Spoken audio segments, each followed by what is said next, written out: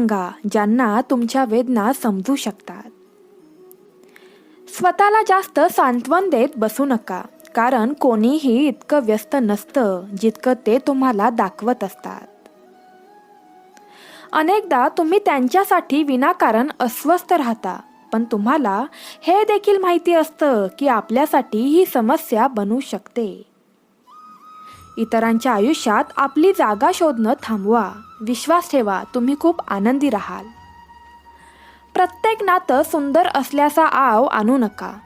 इथे प्रत्येकाचे खायचे आणि दाखवायचे दात वेगवेगळे आहेत. जो चांगला दिसतो तोच शेवटी फसवणूक करणारा निघतो. आयुष्यात अशी वृत्ती निर्माण करा की जो तसा आहे त्याला त्याच भाषेत उत्तर द्या. वाईट काळात जी माणसं तुम्हाला सोडून गेली, तर आजच समजून घ्या की ती कधीच तुमच्यासोबत नव्हती.